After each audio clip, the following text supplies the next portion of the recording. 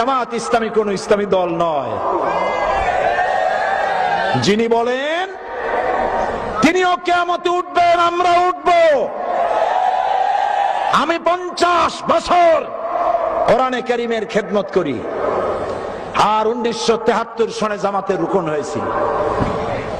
জামাত যদি সাহাবীদের বিরুদ্ধে হবে, জামাত যদি রসুলের বিরুদ্ধে হবে, আমার 50 বছরের একটা ওয়াজের মধ্যে সাহাবী আর রসুলের বিরুদ্ধে কোনো কথা থাকা স্বাভাবিক ছিল না? আছে কোথাও? আমার পা থেকে শুরু করে মাথা পর্যন্ত সুন্নতের কোনো অভাব আছে? শর্ষিনা মাদ্রাসায় পড়েছি, খুলনায়ও পড়েছি। ওই যে জামা কাপড় পাইছি বহুরূপী কোনোদিন হই নাই, যেরকম দাড়ি ওই রকমই আছে। আপনারাই তো দেখতেছেন, উল্টো পাল্টা দেখছেন, উল্টো পাল্টা দেখছেন। কয় আমাদের আকীদা খারাপ। কি খারাপ হয়েছে আকীদা? আমার কোন নেতা আকীদা খারাপের কথা বলেছে? আমার নিজামী সাহেব, মুজাহিদ সাহেব, আমার এমপিরা, আমার নেতৃবৃন্দ, আমার গোলাম আজম সাহেব কে বলেছেন সাহাবীদের বিরুদ্ধে? জানতে চাই, কে বলেছেন নবীর বিরুদ্ধে? আপনারা বলেন জামাত ইসলামী কোন ইসলামী দল নয়।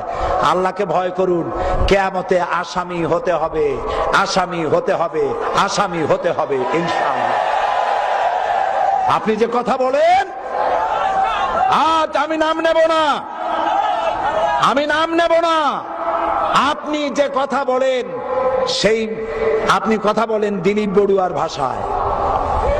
আপনি হুজুর, আপনি কথা বলেন রাশেদ খান মেননের ভাষায়, আপনি কথা বলেন সাইফুদ্দিন মানিকের ভাষায়, আপনি কথা বলেন শেখ হাসিনার ভাষায়।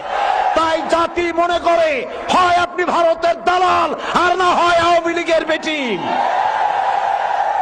আপনি কিচ্ছু করতে পারবেন না।